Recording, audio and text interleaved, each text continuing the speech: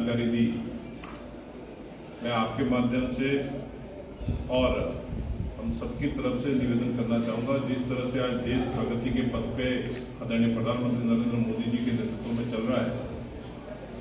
आज हमारा देश G20 की अध्यक्षता और साथ में ही अफ्रीकन यूनियन को भी जो G20 के अंदर एक सर्वसम्मति से G21 करने में और उनको साथ लेने में जो सफलता हासिल की है, इसमें भी भारत ने अपना लोहा मनवाया।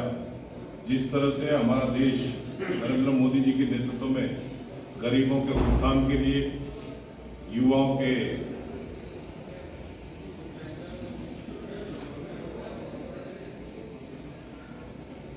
उत्थान के लिए, युवाओं के हितों के लिए और हमारे व्यापारी भाई है, उन व्यापारी भाइयों का व्यापार बढ़े उसके लिए जो कार्य कर रहा है, उसी हिसाब से हमारा ये देश विश्व में अपना डंका बजा। आपने देखा होगा 21वीं सदी श्री अन्न के माध्यम से या योग के माध्यम से भारत ने एक परचम फैलाया। उसी तरह राजस्थान में भी विकास के पथ पे आगे बढ़े। लेकिन वर्तमान में जो कांग्रेस की सरकार है, इस सरकार ने दलित के साथ में अत्याचार हो या युवाओं को बेरोजगारी या किसानों को बिजली ना देना, गरीब के साथ में न्याय ना करना, ये सारे जो विषय है, इन विषयों को लेके ये परिवर्तन यात्रा निकली। और इस परिवर्तन यात्रा के माध्यम से जैसा गहलोत साहब ने बताया कि आज सभी जगह पे इस यात्रा का स्वागत हो रहा है और यात्रा में भारी संख्या में लोग जुड़ रहे हैं और लोगों ने एक संकल्प लिया है, प्रण लिया है कि किसी भी तरह जल्दी से जल्दी हम इस कांग्रेस की सरकार को हटा के यहाँ पे भारतीय जनता पार्टी की सरकार लाए ताकि सुशासन हो। आज आपने देखा होगा हमारे इस राजस्थान के अंदर ये मुफ्त की बिजली की चर्चा कर रहे हैं, लेकिन कल ही जितनी भी सभाओं में हम गए वहां पे लोगों ने हमें एक ही कहा कि हमें बिजली मुफ्त में नहीं चाहिए।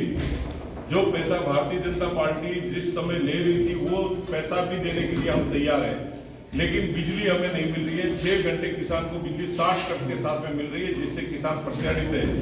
अभी जैसे गहलोत साहब ने कहा ट्रांसफार्मर, ये तो अच्छा है कि केंद्र सरकार इस जिले के अंदर 160 करोड़ रुपए में 700 ट्रांसफार्मर, 58 11 केवी के फीडर और 22 33 केवी के GSS बनाने का जो प्रयास कर रही है। 6,000 लोगों को घर कनेक्शन देने का कार्य चल रहा है।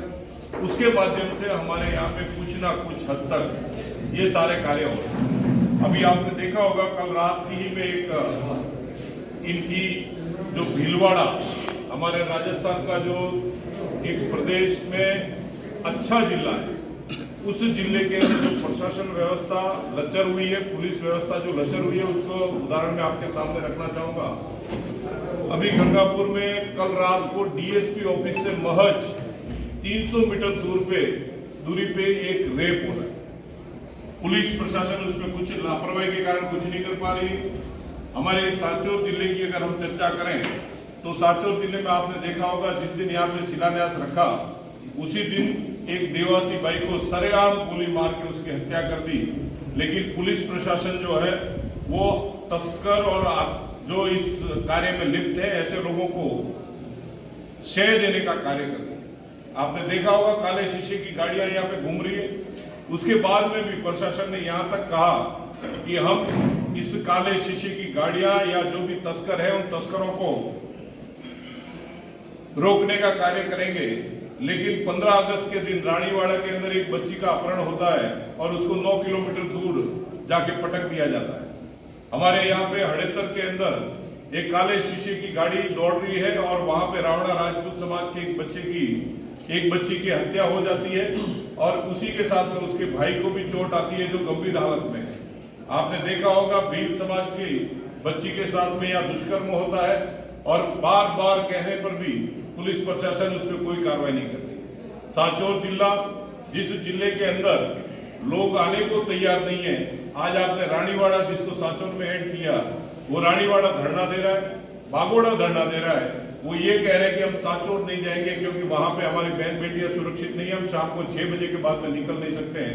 ऐसी परिस्थिति जो इस जिले का और यहाँ की जो विधानसभा है उस विधानसभा का नाम इन्होंने इतना खराब कर दिया। यहाँ बाप बेटे की जो सरकार बन के यहाँ चल रहे हैं, दोनों मंत्री बन के चल रहे हैं।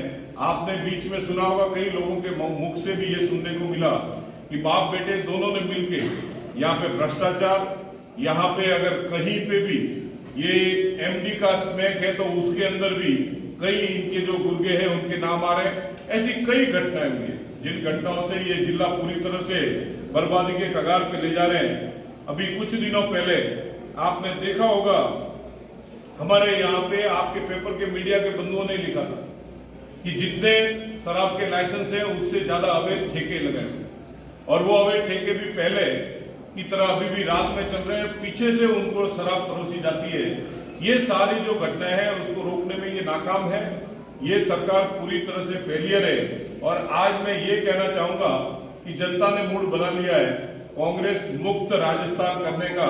राजस्थान के अंदर भारतीय जनता पार्टी जो इनको किसानों को बिजली दे सके, राजस्थान के अंदर भारतीय जनता पार्टी जो सुशासन दे सके, राजस्थान के अंदर भारतीय जनता पार्टी जो गरीब को न्याय दे सके।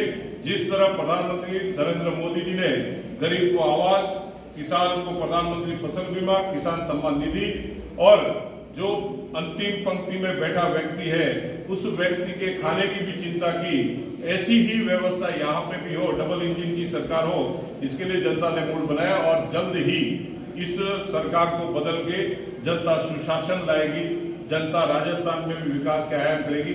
ये मैं आपके बीच में